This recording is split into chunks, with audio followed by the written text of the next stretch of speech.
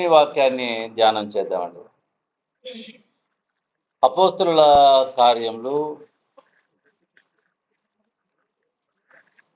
10వ అధ్యాయము మొదటి నుండి కొన్ని వచనాలు చదువుతున్నాను. అపోస్తలుల కార్యములు 10వ అధ్యాయము మొదటి నుండి. సకాలమనబడిన ప్రకారంలో శతాధిపతి అయిన కొర్నేలియను భక్తుడు కైసరయ్యలో ఉండేది. అతడు తన ఇంటి వారందరితో కూడా దేవుని యందు భయభక్తులని కలవాడై ఉంది. ప్రజలకు బహు ధర్మము చేయొచ్చు, ఎల్లప్పుడూ దేవునికి ప్రార్థన చేయవాడు. పగలు ఇంచుమించు 3 గంటల వేళ దేవుని దూత అతని ఎదురుకు వచ్చి కొన్నేమి అని పిలుచుట దర్శనములు తేటగా అతనికి కనబడేది. అదే అపోస్తలుల కార్యంలో 16వ అధ్యాయము 14వ వచనం చదువుకుందాం. అప్పుడు లూదియా యందు దైవభక్తి గల ఒక స్త్రీ నిలిచినది. ఆమె ఊదా రంగు పొడిని అమ్ము థియేటరా పట్టణస్తురాలు.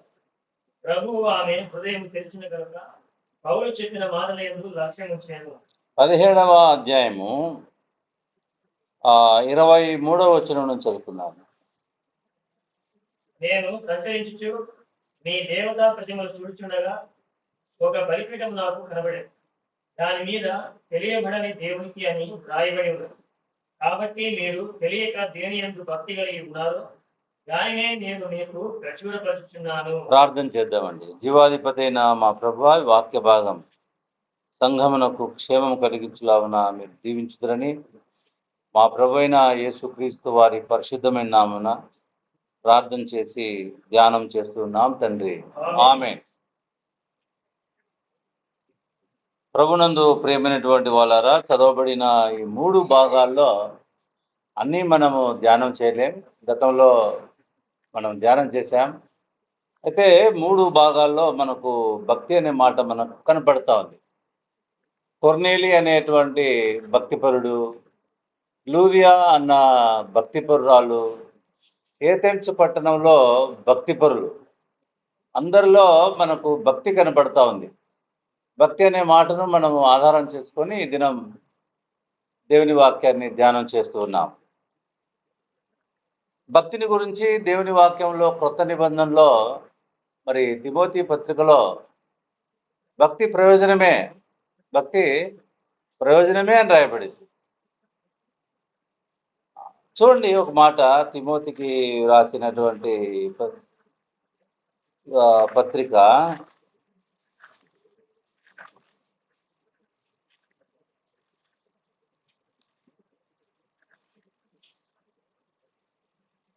4వ అధ్యాయము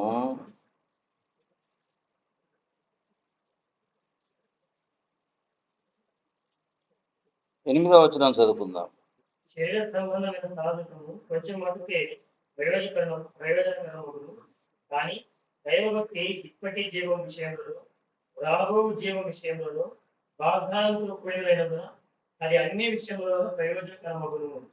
ఇక్కడ మనం గమనించినప్పుడు దైవభక్తిని గురించి రాస్తూ ప్రయోజనకరమవును అని రాయబడింది.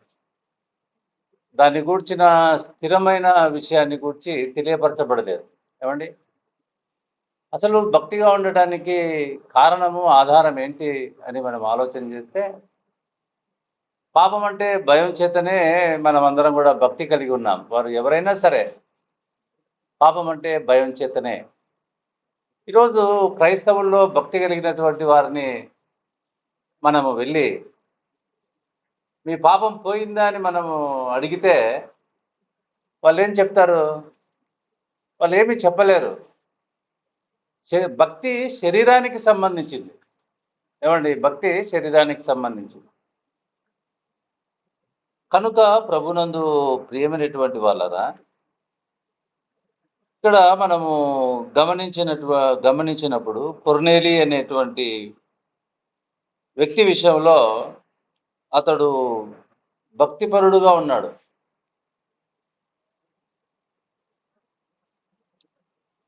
అపోస్తలుల కార్యం ప్రారంభంలో యూదులకు మాత్రమే సువార్త ప్రకటింపబడింది.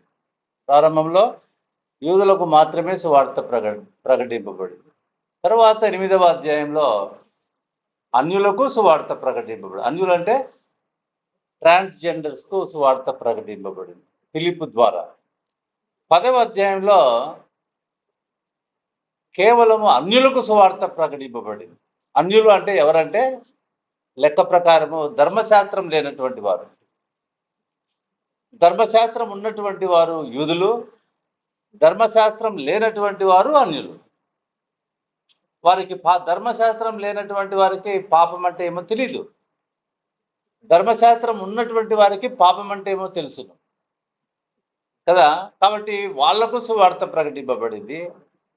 చివరిగా 10వ అధ్యాయంలో అన్యజనులకు కొర్నేలి కుటుంబం ద్వారా సువార్తను ప్రకటించడం మనం చూస్తూ ఉన్నాం.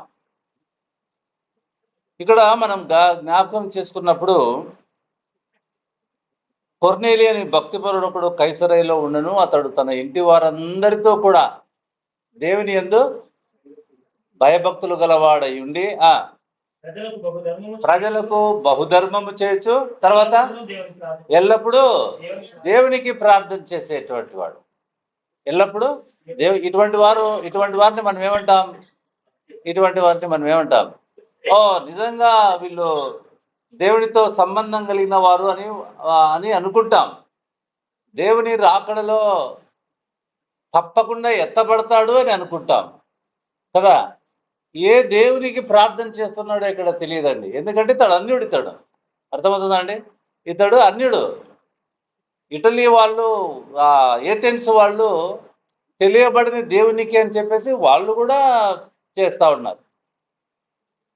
ఒక స్త్రీ, దైవభక్తి గల స్త్రీ వినుచుండెను. ఆమె హృదయం తెరవబడక మునిపే ఆమెలో ఏముంది? దైవభక్తి ఉన్నదండి. ఆమె హృదయం తెరవబడక మునిపే ఆమెలో దైవభక్తి ఉంది. కొర్నేలి ఇంకా ప్రభునందు రాకమునిపే ఆమెలో ఏముంది? దైవభక్తి ఉంది. అయితే అతనితో దేవుని దూత మాట్లాడుతూ ఉన్నాడు. ఏమని మాట్లాడుతున్నాడు? 11వ అధ్యాయం చూద్దాం. అపోస్తలుల కార్యములు 11వ అధ్యాయము 14వ వచనం. నీవును నీ ఇంటి వారందరూ ఏ మాటల వలన రక్షణ పొందుదురో ఆ మాటలు అతడు నీతో చెప్పునని తన ఇంట నిలిచి తనతో చెప్పిన ఒక దేవదూతను చూసిన సంగతి మాకు తెలియదు. మళ్ళా చదువు మాట. నీవును నీ ఇంటి వారందరూ ఏ మాటల వలన రక్షణ పొందుదురో ఆ మాటలు అతడు నీతో చెప్పునని తన ఇంట నిలిచి తనతో చెప్పిన ఒక దేవదూతను చూచిన సంగతి మాకు తెలిపెను. దేవదూత కొర్నేలికి ఏం చెప్పినాడంట? కొర్నేలి, నీ భక్తి చాలా బాగుంది. అయితే నువ్వేం చేయాలంటే నీవును నీ ఇంటి వారందరూ ఏమండి ఏ మాటల వలన రక్షణ పొందుదురో ఆ మాటలు అతడు నీతో చెప్తాడు. మీరు ఆయనను పిలిపించుకో. ఎవరు చెప్తున్నారు ఈ మాట? ఎవరు చెప్తున్నారు? దేవదూత చెప్తా ఉన్నాడు. ఏమండి? అయితే కొర్నేలిలో ప్రార్థన ఉన్నాయి, ధర్మ కార్యాలు ఉన్నాయి, చక్కటి భక్తి ఉంది. ఆయనలో లేనిదేంటి? రక్షణ లేదండి. ప్రభునందు ప్రియులారా, మనము మన సెల్ఫ్గా మనం డిసైడ్ చేసుకుంటున్నాం, ఈ భక్తి మేము కలిగి ఉన్నాం కాబట్టి మాకు దేవునితో సంబంధం ఉంది అని. లేదండి, రక్షణ లేదండి. ఆయన జీవితంలో రక్షణ లేదు. పోనీ రక్షణ ఎట్లొస్తుందంట? నీవును నీ ఇంటి వారందరూ ఏ మాటల వలన రక్షణ పొందుదురో. రక్షణ ఎట్లొస్తుందంట? మాటల వలననే. ఎట్లా రాదు? ధర్మ కార్యాల వలన, ప్రార్థన వలన. ఏమండి? ప్రార్థన వలన రక్షణ రాదు, ధర్మ కార్యాల వలన రక్షణ రాదు, భక్తి వలన రక్షణ. ఇవన్నీ ఎప్పుడు చేయాలా మనము? ఇవన్నీ ఎప్పుడు చేయాలా? రక్షింపబడిన తర్వాత చేయాల్సినటువంటి అవసరం ఉంది. చూడండి, ఎఫెసీయులకు రాసినటువంటి పత్రిక 2వ అధ్యాయము 174వ పేజ్ 8వ వచనం నుంచి చదువుకుందాం. మీరు విశ్వాసము ద్వారా కృపచేతనే రక్షింపబడి ఉన్నారు. ఇది రక్షణ ఎట్లా కలిగిందంట? దేవుని అది ఎట్లా కలిగిందంటే ఉచితంగా కలిగింది, అది క్రియల వలన కాదు. అందుకని ఇక్కడ రాయబడింది ఏంటంటే ఆ, ఇది ఇది నీ వల్ల కలిగింది కాదు, ఆ, దేవుని వలనే. ఆ, అది క్రియల అది క్రియల వలన కలిగినది కాదు కనుక ఎవడను అతిశయపడడు. ఎవడునూ అతిశయపడ వీల్లేదు.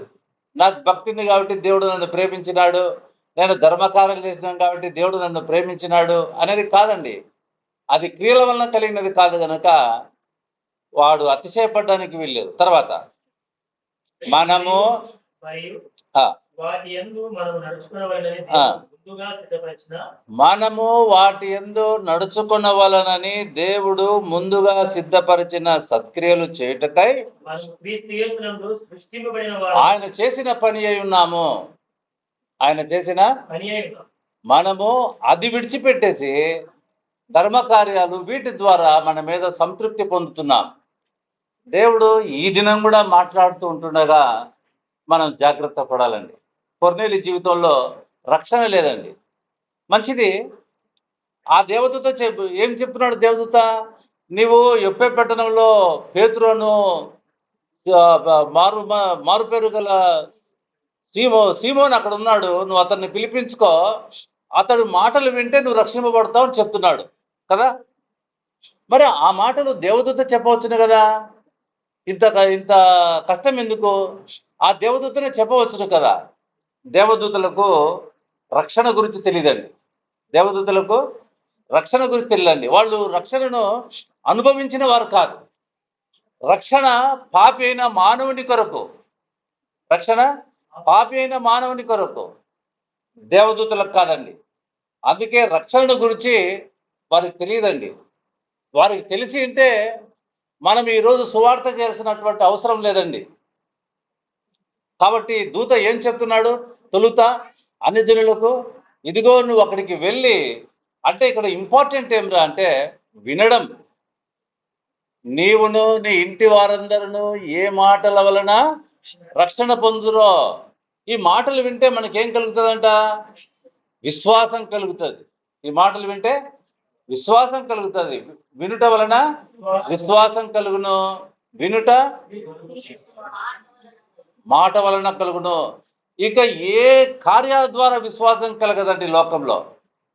వినుట వలన విశ్వాసం కలుగును. వినడం ఎంత ఇంపార్టెంటో చూడండి. చదవడం కాదండి. ఓ ఇంట్లో కూర్చొని బైబిల్ చదివినంత మాత్రాన రక్షణ వస్తుందని లేదండి. ఎవరైనా సరే, ఆయన ఎంత పెద్ద ప్రొఫెసర్ అయినా సరే, ఈ చెప్పేవాడు ఏమి చదువు లేని వాడైనా సరే, ఆయన ద్వారా నువ్వు వినాలి. వింటే విశ్వాసం కలుగుతుంది.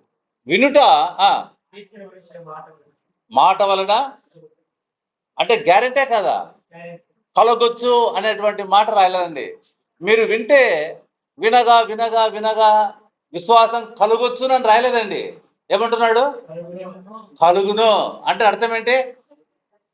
కలుగును కాక అంటే ఏం కలిగింది? కాబట్టి ప్రియ సహోదరులారా, ఈ కొర్నేలికి ఏం చెప్తున్నా అంటే కొర్నేలి జీవితంలో ఇంతవరకు ఆయన వినలేదండి. వినకనే భక్తిగా ఉన్నాడు ఆయన.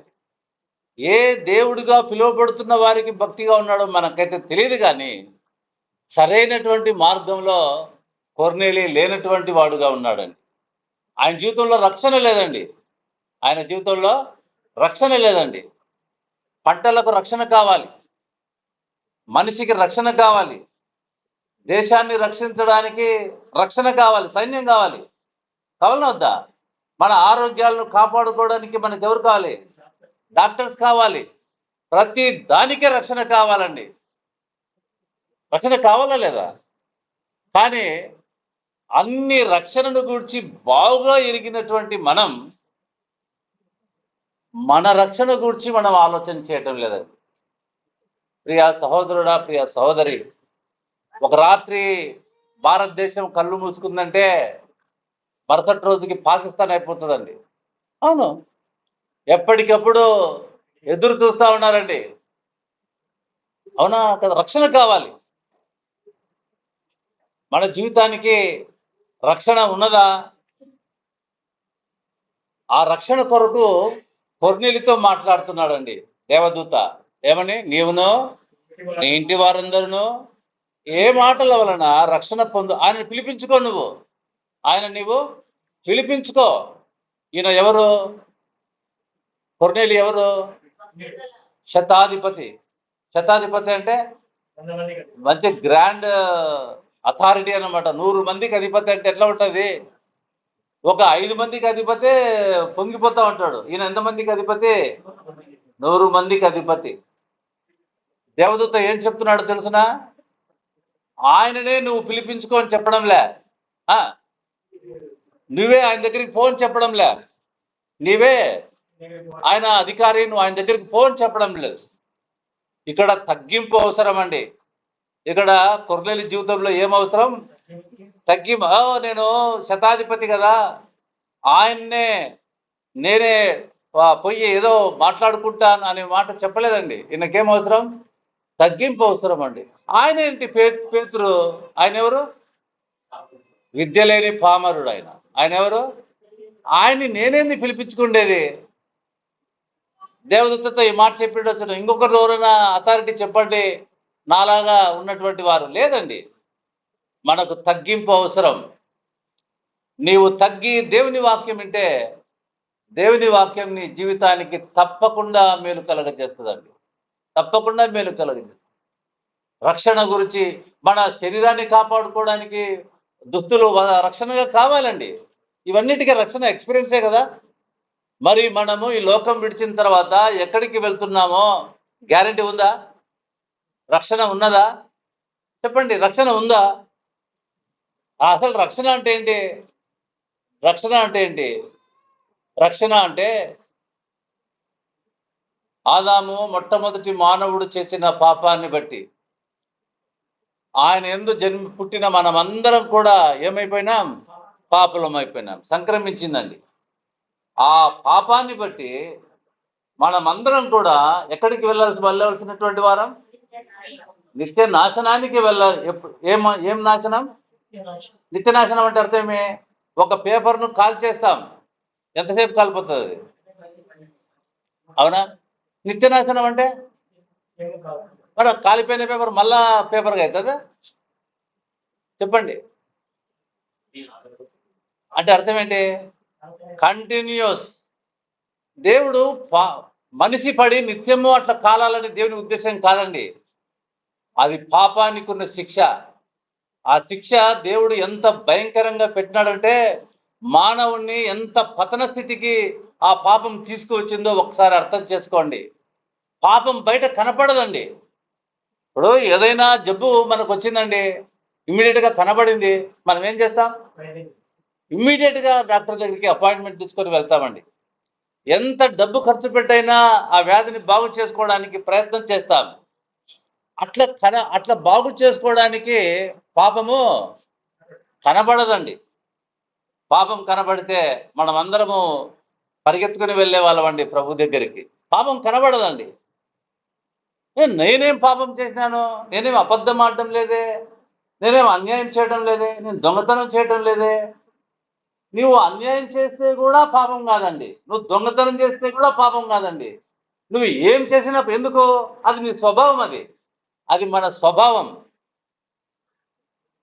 సింహము ఎవరో ఒక మనిషిని తినేసింది అడవిలో, దాన్ని పాపం అంటారా? చెప్పండి, దాన్ని చంపేస్తారా సింహాన్ని? ఎందుకు చంపారు? దాని స్వభావం అది.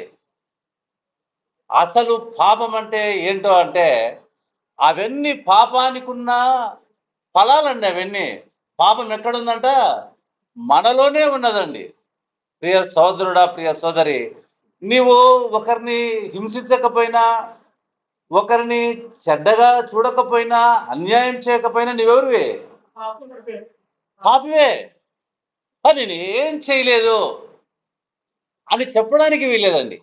చేస్తే పాపులు, చేయకున్న వాళ్ళు పరిశుద్ధులని దేవుని వాక్యంలో రాయబడలేదండి. పసిపిల్లలు కూడా పాపమే. పసిపిల్లలు కూడా పాపమే. ఎందుకో తెలుసునా? పసిపిల్లలు పరిశుద్ధులై ఉంటే యేసు ప్రభు ఈ లోకానికి రానవసరము లేదు. ఒక పసిపిల్లవాడిని బలిగా ఇచ్చేవాళ్ళం మనం. అర్థమవుతుందా అండి? వాళ్ళు పాపంలో పుట్టారు కాబట్టి, వీరందరూ నిత్య నాశనానికి వెళ్ళవలసిన వారు. నేను అది చేయలేదే, ఇది చేయలేదే, అది కాదండి. ప్రియ సోదరుడా, ప్రియ సోదరి, నువ్వు ఏ చెడ్డ పని చేయకపోయినా పాపమే. ఎంత దుర్మార్గుడు అయినా ఇద్దరు కలిసి ఎక్కడ ఉండాలా? పాపం యొక్క భయంకరత్వం చూడండి ఎట్లా ఉందో. కొర్నేలి చాలా బాగున్నాడండి, బట్ ఇది ఆయన పాపంలో ఉన్నటువంటి వాడు. పాపంలో ఉండి మనం ఈ పనులన్నీ చేయవచ్చు, చేయడానికి వీల్లేదా? వీలుందండి. మనకు పాపం కనపడదండి. పాపం ఎప్పుడు కనపడుతుంది? ఎప్పుడు కనపడుతుంది పాపం? తీర్పులో కనపడుతుందండి. అయ్యో, అందుకని అక్కడ ఏడుపును, పళ్ళు కొరుక్కోవడము, రొమ్ము కొట్టుకోవడం. ఎందుకు రొమ్ము కొట్టుకుంటారు? మిస్ చేసుకున్నాను. ఎందుకు పళ్ళు కొరుక్కుంటారు? పరిస్థితులను బట్టి నేను రాలేకపోతేనే అని వాళ్ళు పళ్ళు కొరుక్కుంటారండి. సులభంగా మీ దగ్గరికి ప్రభు తీసుకువస్తున్న ఈ గొప్ప మార్గాన్ని నిర్లక్ష్యం చేయడమే పాపం అండి. నిర్లక్ష్యం చేయడమే పాపం అండి. ప్రభువును నమ్మకపోవడమే పాపం అండి. ప్రభువును నిర్లక్ష్యం చేయడమే పాపం. కొర్నేలి ఏం చేశాడంటే ఆయనని ఇంటికి పిలిపించుకున్నాడండి. ఎవరిని? పేతురును. పేతురులో కూడా తగ్గింపు అవసరం. పేతురు కూడా వాళ్ళ ఇంటికి వచ్చి చెప్తున్నాడు, అన్యజాతి వారిని ముట్టుటైనను వాళ్ళతో సహవాసం చేయటైనను యూదునికి ధర్మం కాదు, కానీ నేను దేవుని మాటకు లోబడి వస్తూ ఉన్నా. ఈ రోజుల్లో చాలా మంది ఏం చెప్తున్నారు? నేను బ్రాహ్మణ కుటుంబం, నేను వైశ్య కుటుంబం, దేవుని నమ్ముకున్నాను అంటే నీలో గర్వం ఉందా లేదా? ప్రభుకి ఎవరు కావాలా? బ్రాహ్మణులు కావాలా? ఆయన ఎవరి కోసం ప్రాణం పెట్టినాడు? పాపుల కొరకు, కులాల కొరకు కాదు. నువ్వు బ్రాహ్మణిగా ఎవరైనా కా, మాలగా, మాదిగా, ఎరుకలు ఎవరైనా కా, నీవెవరివి? బ్రాహ్మణైనంత మాత్రాన పరిశుద్ధుడని, ఇంకా దళితులుగా పుట్టినంత మాత్రాన పాపులని కాదండి ప్రియులరా. మానవుడు ఎవరైనా సరే పాపియే. కాబట్టి మన సాక్ష్యంలో కులాల ప్రస్తావన ఉండడానికి వీల్లేదండి. ఎప్పుడైతే మన మన మన కులంలో నేను బ్రాహ్మణునండి, దేవుణ్ణి నమ్ముకున్నాను అంటే నీకేది ఎక్కువ? నీ బ్రాహ్మణతనమే ఎక్కువ. ఏది తక్కువ? ప్రభువే తక్కువ. ఆ తగ్గింపు కాదండి కావాల్సింది. ప్రియ సోదరుడా, ప్రియ సోదరి, నేను ముట్టడం కూడా నాకు ఇష్టం లేదు, కానీ నేను దేవుని మాటకు లోబడి వస్తా ఉన్నాను. ఇదండి తగ్గింపు అంటే. దేవుని మాటలు విన్నాడండి. ఏం మాటలు విన్నాడు? ఏవోవో మాటలు వినలేదండి. ఆది కాండము, ప్రకటన గ్రంథం మాటలు వినలేదండి, వినలేదండి. 10వ అధ్యాయం అపోస్తలుల కార్యములు 10వ అధ్యాయం 34వ వచనం. దేవుడు పక్షపాతి కాడని నిజముగా గ్రహించి ఉన్నాను. ప్రతి జనములను ఆయన భయపడి నీతిగా నడుచుకున్న వారిని ఆయన అంగీకరించును. ప్రతి కులంలోనూ, ప్రతి జనములోను కుల ప్రస్తావన లేదండి. ఏమండి? ప్రతి జనంలోనూ ఆయనకు భయపడి నీతిగా నడుచుకున్న వారిని ఆయన అంగీకరించును. యేసుక్రీస్తు అందరికీ ప్రభువు. యేసుక్రీస్తు అందరికీ ప్రభువు.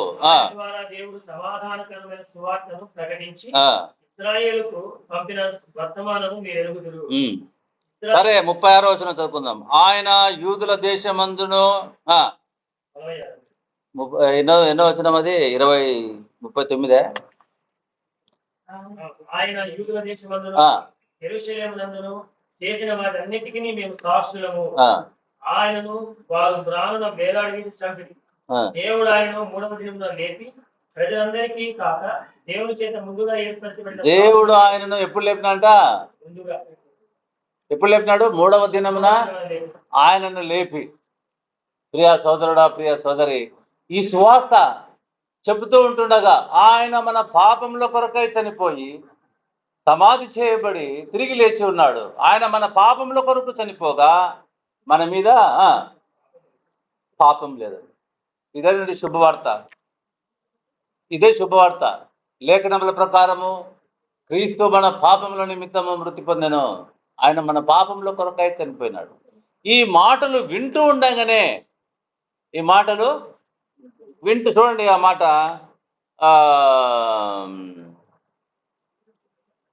44వ వచనం. పేతురు ఈ మాటలు ఇంకా చెప్పుచుండగా ఇంకా చెప్పుచుండగా బోధ విన్నవారందరి మీదకి వాళ్ళు విశ్వసించినారా? వాళ్ళు అయ్యా మేము విశ్వసిస్తున్నామని చెప్తారా వాళ్ళు? వాళ్ళు ఇంకా వింటూ ఉండంగానే అంటే అర్థం ఏంటి? ఒక మాట, ఒక డిఫరెన్స్ చూపిస్తాను మీకు, చూపించి ముగిస్తాను. అపోస్తుల కార్యము 2వ అధ్యాయము 38వ వచనం. ఇది జ్ఞాపకం, యూదులతో మాట్లాడుతున్నాడు. ఇది ఎవరితో మాట్లాడుతున్నాడు? యూదులతో మాట్లాడుతున్నాడు. ఇప్పుడు చదవండి. పేతురు, మీరు మారుమనసు పొంది పాపక్షమాపణ నిమిత్తం ప్రతి వాడు యేసుక్రీస్తు నామమున బాప్తిసం పొంది. దీంట్లో మీరేం గమనించినారు?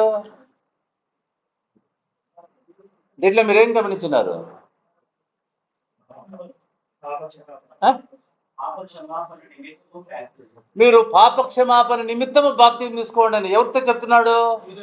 యూదులతో చెప్తా అన్నాడు. ఎందుకు యూదులతో చెప్తున్నాడు? వాళ్ళకు పాపం అంటే తెలుసు. ఎందుకు యూదులతో చెప్తున్నాడు? వాళ్ళు ఆల్రెడీ యోహాను చేత మేము పాపులమని బాప్తిస్మం తీసుకొని రెడీగా ఉన్నారు వాళ్ళు. అర్థమవుతోందా? అందుకని వాళ్ళతో ఏం చెప్తున్నాడంటే, మీరు పాపక్షమాపణ నిమిత్తము మీరు బాప్తిస్మం. ఇక్కడ గమనించండి 44వ వచనం.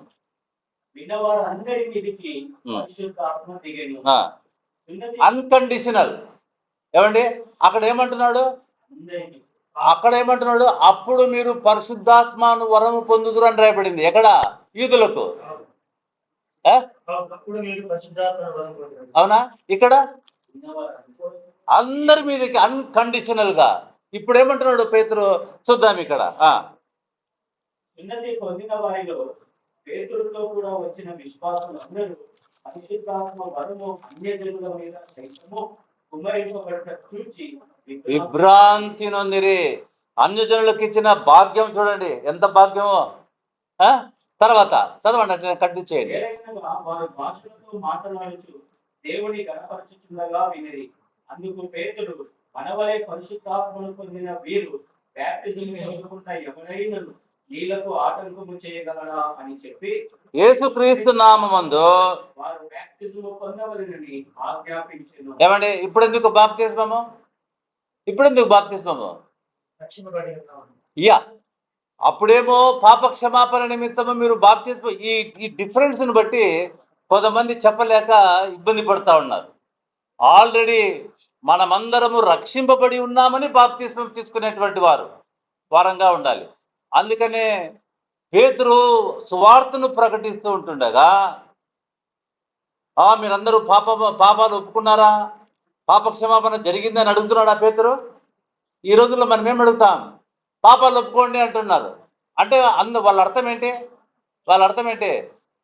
పాపాలతోనే మనం పాపులమైనాము అని కాదండి. ఆదాము నుంచి పాపులమైనామన్న సబ్జెక్టు కొట్టేస్తున్నామండి. ఈ పాపాల కోసం, ఈ చేసిన తప్పులను బట్టి మనం పాపులం కాదండి.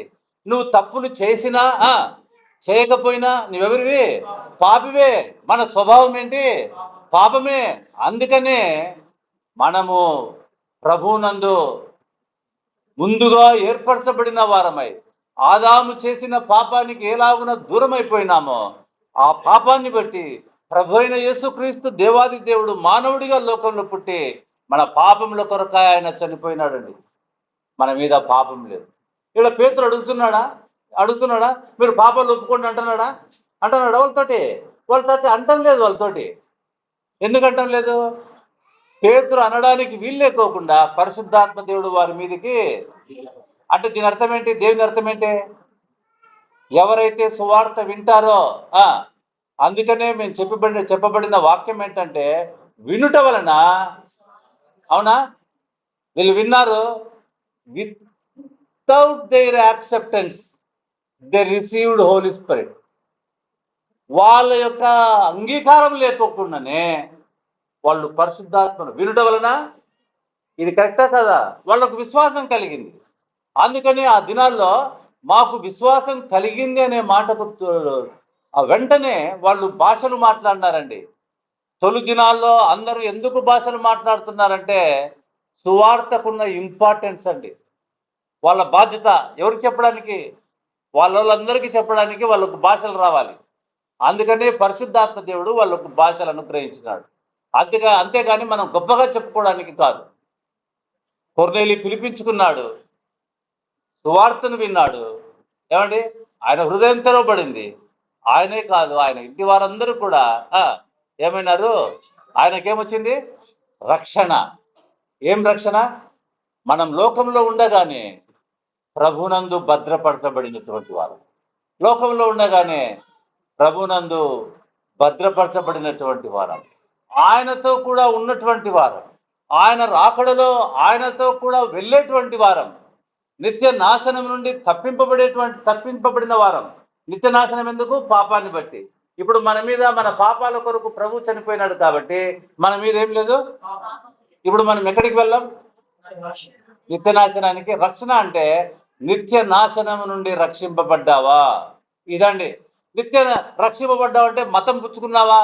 రక్షింపబడ్డావంటే ఏదో ఒక పెళ్లి తంతుకు చేసే కార్యం కాదండి. అర్థమవుతుందా? తీసుకునే వాళ్ళు ఎట్లయినా తీసుకుంటారండి.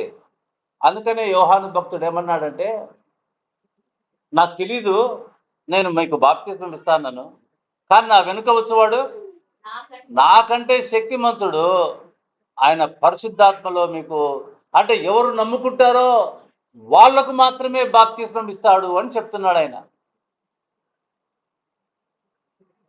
అపోస్తలుల కార్యం 11వ అధ్యాయం.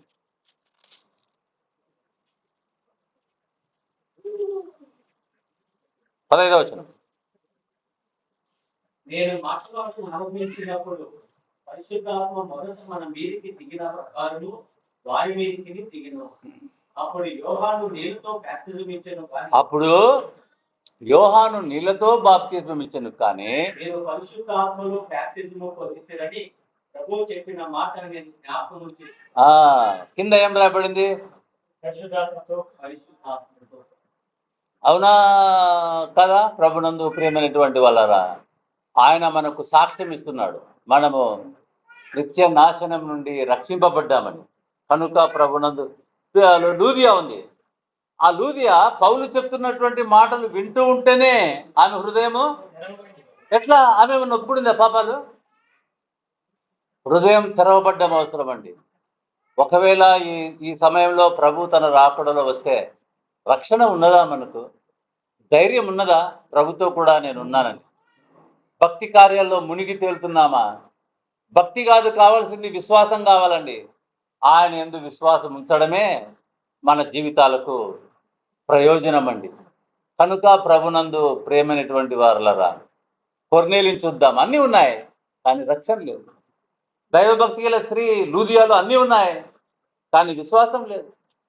వాళ్ళు ఏథెన్స్ పట్టణస్థులు ఎన్నో పూజలు చేస్తున్నారు, భక్తి ద్వారా వాళ్ళకు ప్రయోజనం ఏం లేదు. నీవు అటువంటి కోవలకు సంబంధించినవా? ఇప్పుడే నేను కూడా విశ్వసించినాను అని చెప్పడానికి తరుణం ఇదే. అందుకనే మీరు లేచి బాప్తిస్మం పొందండి అని ఏం చెప్తున్నాడు? సలహా చెప్తున్నాడా? భంగపడుతున్నాడా? ఏం చెప్తున్నాడు ఆయన? ఆజ్ఞాపిస్తున్నాడు. ఆజ్ఞకు మనం లోబడి దేవుని పిల్లలుగా ధైర్యంతో ఆయన యందు మనం కొనసాగుదాం. దేవుడి మాటలు మన కొరకై దీవించును గాక. ప్రార్థన చేస్తాం. జీవాధిపతి అయిన మా ప్రభువా, మీ పరిశుద్ధమైన నామానికి స్తోత్రం నైనా. ఇంతవరకు నన్ను బలపరిచి నైనా వాక్యాన్ని ధ్యానించినట్టు సహాయం చేసినందుకు స్తోత్రం. సంఘమంతటికి క్షేమం దయచేయండి నైనా. ఇదిగోనైనా ఈ వారంలో మేము సువార్త ఆలోచన చేయడానికి గాను కృప దయచేయండి నైనా. రాంభవన్ ఇంట్లో గృహకూడిక నిమిత్తము నైనా కృప దయచేయండి. ఈ దినం నైనా ఆతిథ్యం ఇచ్చిన సహోదరి నాగలక్ష్మి కుటుంబాన్ని మీ కృపలో జ్ఞాపకం చేసుకొని మేలు చేయమని, సంఘమంతటికి క్షేమం అనుగ్రహించమని మా ప్రభువైన యేసుక్రీస్తు నామమున ప్రార్థన చేసి వేడుకుంటున్నాం తండ్రి. ఆమేన్. అందరికీ